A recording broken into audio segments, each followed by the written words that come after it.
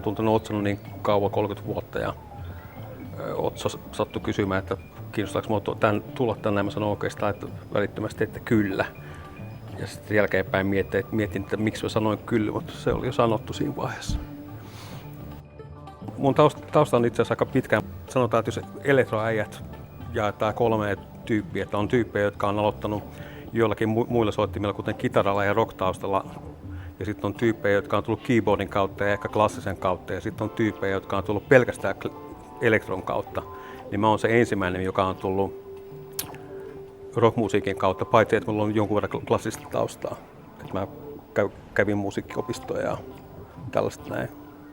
Mä oon soittanut kitaraa, bassoa, pianoa, urkuja, koskettimia, oboeta ja sitten tietenkin kaikenlaisia elektronisia instrumentteja. Ja täällä mä soitan käytännössä 2 soitinta. Mä soitan tällaista kuin NI:n masinea ja sitten NI:n reaktoria, jolla mä soitan. Ja ne on itse asiassa se on meta-instrumentti, että se ei enää ole instrumentti, vaan sen sisällä voi olla käytännössä mitä tahansa. Mä käytännössä teen biittiä, siis rytmejä ja sitten tuollaisia äänikenttiä, sanotaan näin. Yksittäisiä tällaisia pitkiä ambient ääniä ja tällaisia. Enkä soita oikeastaan yhtä ainutta melodiaa varoissa koko setissä. Että tällä ei pysty soittamaan kunnon melodioita esimerkiksi tällä kiipparilla.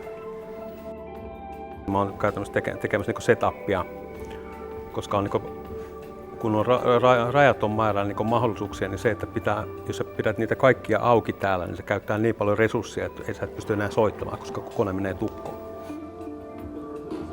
Mä en itse asiassa tiennyt sinänsä työskentelytavasta yhtään mitään, mutta kun mä tulin tänne, niin mä totesin, että hirveetä, mulla ei ole yhtä ainoata ideaa, mutta tänne sisääntulo oli ällistyttävän helppo. Täällä on melkein vaikeampi saada sellaista tilannetta, ettei näitä biisejä tulisi paitsi laittamalla sähköt kokonaan kiinni, koska tämä setup on jo sellainen, että jos sä pistät täällä jotakin 8 kappaletta keyboardia ja laskin ja nyt on itse asiassa 9 syntetisaattoreita, mä en edes pysty laskemaan mitä täällä on, että jos nämä äijät pistetään näiden kimppuun, niin automaattisesti alkaa tuuttaa soundia, jota ne tuottaa niin, että se alkaa lähestyä musiikkia. Ja ihan varmasti, koska kukaan ei kestä kuunnella mitään hirveän täyttä kaaosta. Ehkä sitäkin tulee.